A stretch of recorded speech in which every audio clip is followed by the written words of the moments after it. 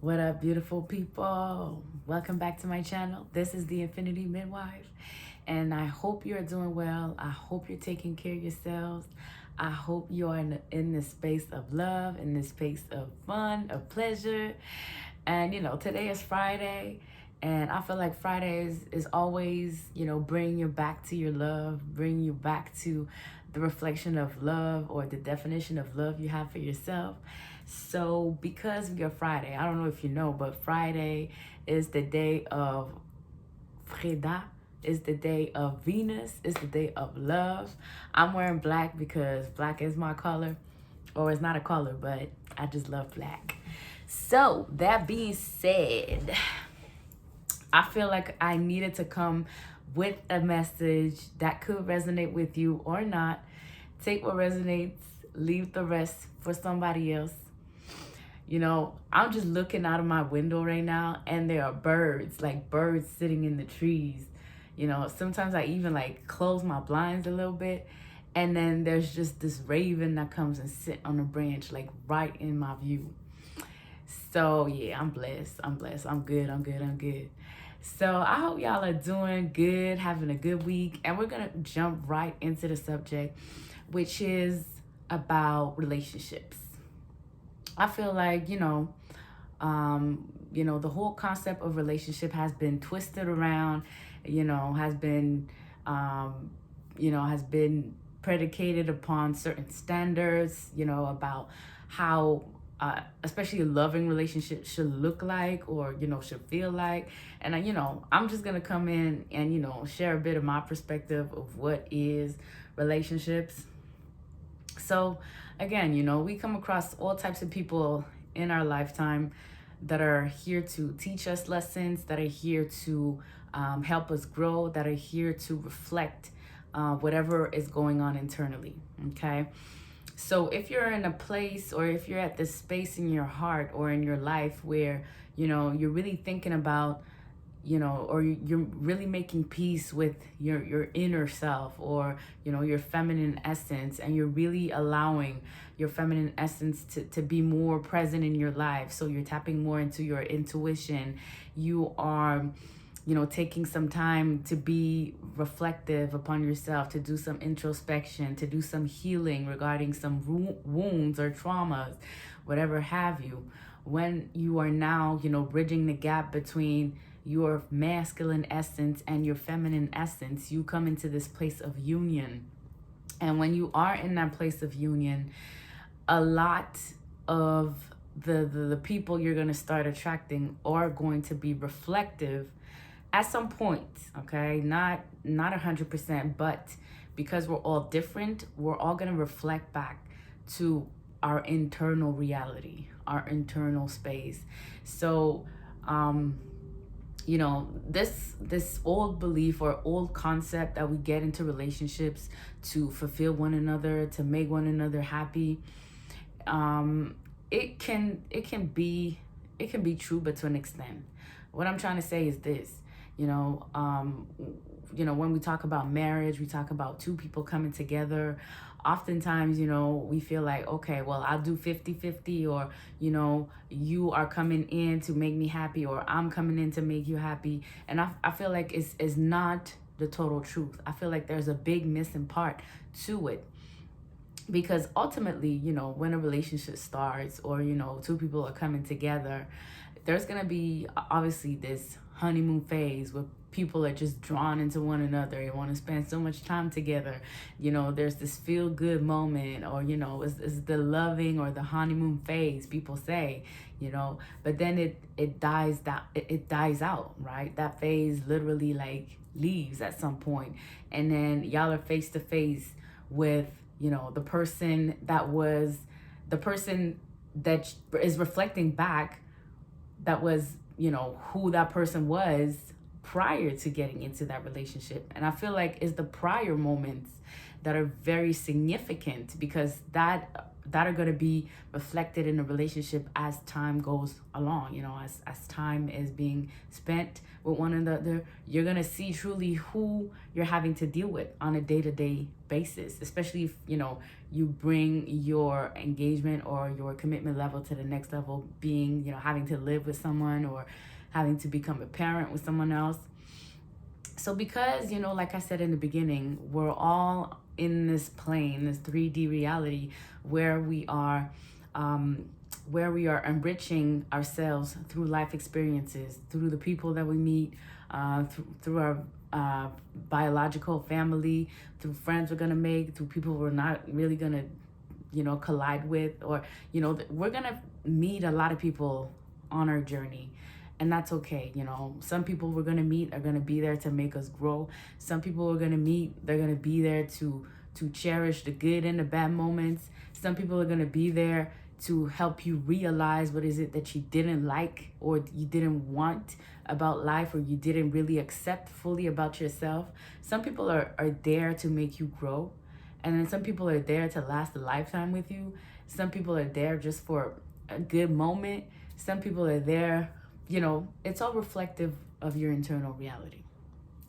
Now, if you've watched my previous series, when I do talk about my story, I did specify that I was in a point in my life where I felt like I was not worthy, and that unworthiness, I carried it for a very, very long time. And I've attracted situations, circumstances, and people that reflected that inner belief, or that false belief that I had about myself, that I was not worthy of being loved. I was not, you know, I was coming from this place of lack mentality where I needed to do and do and do. And so I stayed in a relationship where it was really abusive, it was really toxic, and that brought me to the realization that the person that I had attracted in my field, in my life at that time, was reflective of my own belief that I had about myself, that I was not worthy, that I was not worthy of living, that I was not worthy of being loved. And it took me some time to really come into that realization. And when I did come into that realization, I started, like, I cut it short, because I realized that was not the type of love that I was seeking or that I felt deemed worthy of. So then I had to do a lot of self-reflection. I had to really dig deep into where was that belief coming from. And I feel that, you know, like everybody else, we can come into this space of thinking, you know, what love is and what we're willing to do for love. And then we get into these relationships where we meet people that are gonna show us a reality of ourselves that we didn't think, you know, was reflective of our inner world or our inner beliefs. And so this is why it's important. Well, now I'm in a space in time where I feel that I have come into this space of healing, into this space of knowing what it is that I love, what it is that I want to experience going on further on in my life journey. And so that was really a wake-up call for me to look internally to what was the dialogue. What was I nourishing myself on? You know, was it beliefs of love? Was it false beliefs of love? Was it illusions? And so I had to dig deeper, and I was very suffering because, again, you know, you spend time with someone, you become vulnerable with someone, and then you feel like, okay, you know, that's the person, right? But then as time goes along, and then you're like, wait a minute, that's not what I signed up for, right? You realize that, okay, why is this person reflecting all this shit to me, you know? Like, what is it about it, you know? Why is it like that? Why am I suffering? Why I don't feel like, you know, I'm being loved here or being seen? What is it that I'm doing wrong?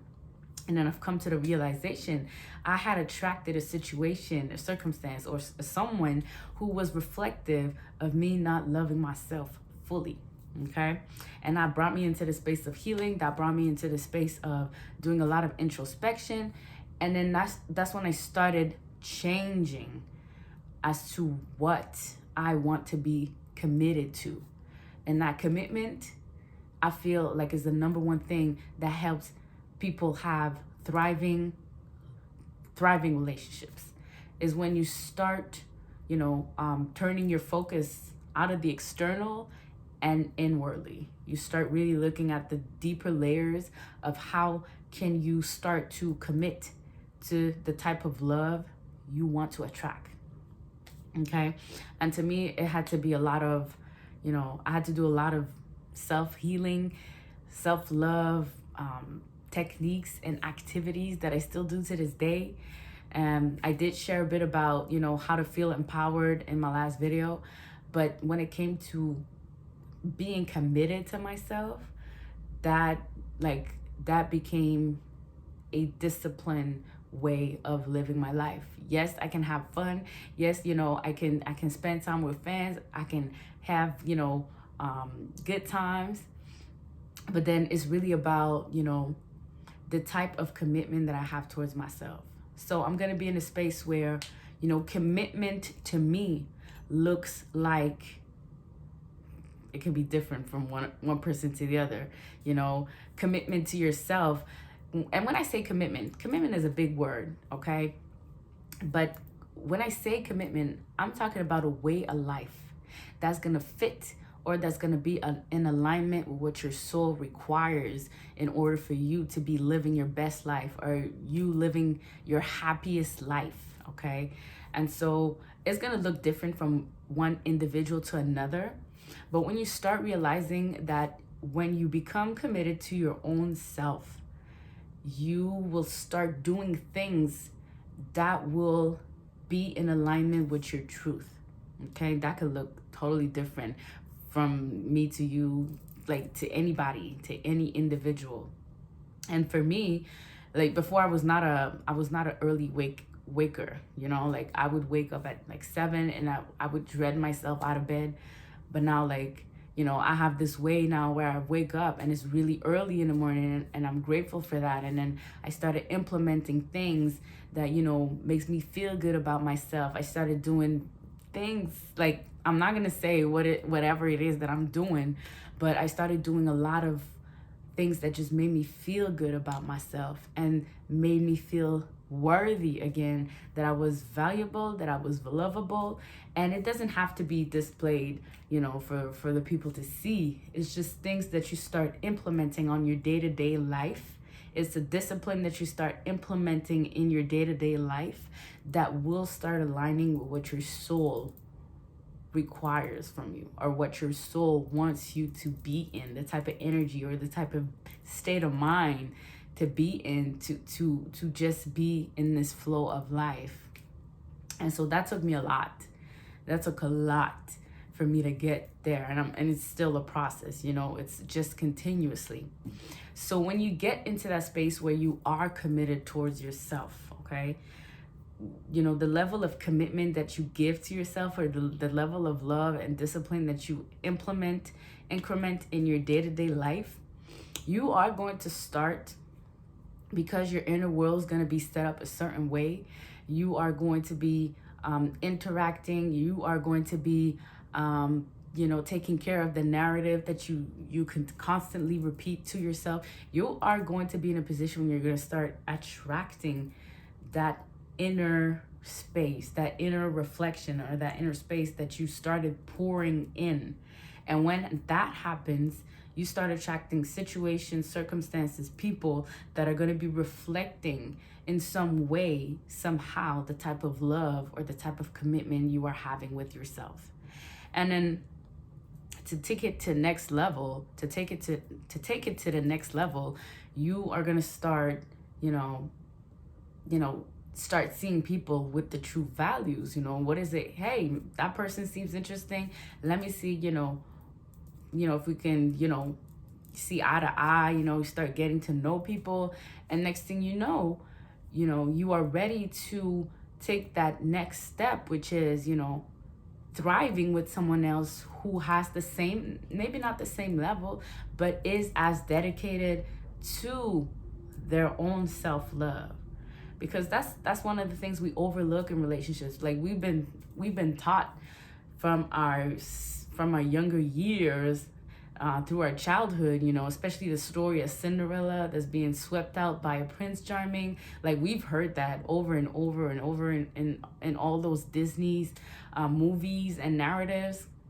And little do we know how deep do they get implemented in the narrative that we're gonna grow up on, right? That's why, like, I have this thing where I don't really show my kids any Disney movies. Like, I need to screen the movies before I show them, because I feel like there are some old narratives that are detrimental to their own expansion.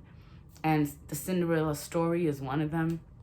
I feel like, you should work on yourself and not wait for this Prince Charming to come and sweep you off your feet, because most of the time, if you haven't done your work, if you haven't committed to yourself prior to getting into a relationship, you start discovering some parts of yourself and you're like, damn, that was not, you start realizing some things about yourself, and then you get stuck because the person, you got involved with is not reflective of your evolution, or is not reflective of you discovering parts of yourself, and you're like, oh my God, I didn't think that I would be uncomfortable with being with this other person, because I haven't really done the work to be committed to myself.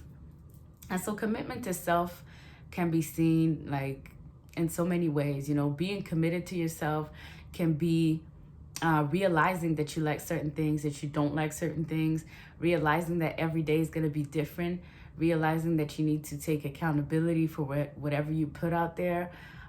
Commitment can look like you're going to eat certain things, certain foods that's going to make you feel more alive. You're going to do certain activities, maybe go walking into nature, maybe sit down and read a book.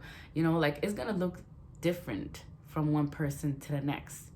And it's when you figure out that, okay, that there's a level to this, and it's a constant. It's not something that is fixed in time. When we get into those relationships, we start to think that, okay, we're in this and we're not going to change, which is not true. When you are evolving, and that's an everyday thing, right? It's an everyday thing, and you commit to yourself to discovering more layers of yourself, and you get into that truth that every day is going to be different. You are going to evolve from a previous year to the next. And if you go into a relationship with that mindset of being stuck in time when you meet that person, or reverting back into your old ways when you meet that person, or just not being true to yourself when you meet that other person, that's when things start getting shaky. That's when things start doubt starts creeping in, and then all these things can happen. And so one of the ways to help alleviate that is through communication. If you are getting into a relationship, one of the things that you should look for is to know if the person is as open and vulnerable about certain things. You don't want to be talking to a wall, okay? You don't want to be in a space where you have to, check the temperature to see if the other person is open to receiving whatever it is that you want to communicate. You want to check all those things, because those are going to be the values that's going to make your relationship grow. If you are in a relationship and you're always the one who's speaking about how you feel, the other person's closed up, it's just a matter of time. It's just a matter of time where you're going to feel like, no, that is not the type of self-love or self-reflection that I'm looking for, or that I want to work with.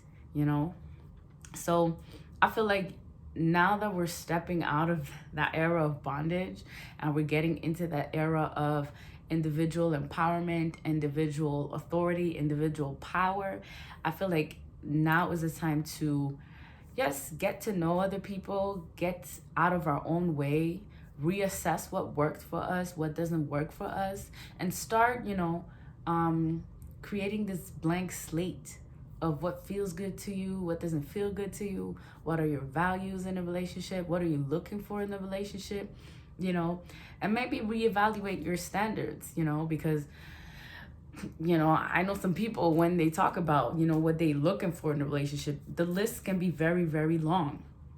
But if that person isn't, you know, actually meeting up to those standards on that sheet, then there needs to be some question asked, you know. And so maybe it's time to revise, you know, the type of, first of all, commitment you have towards yourself. Okay, if you are committed to living your best life every day, how does that look like for you? Okay, and then the type of values you want to go into and go in a relationship with. So you need to write down the type of values. You know, you want to be with someone who's going to be communicative. You want to be with someone who's going to be adventurous, someone that's going to want to evolve. You know, not someone that is static in time, but someone that's going to, you know, is going to be willing to work and do these things. And like it's a time to redefine the notions and values of what it looks like to be in a relationship, you know. So that's what I had for you guys today. Today is Friday. I hope you take care of yourself. Whatever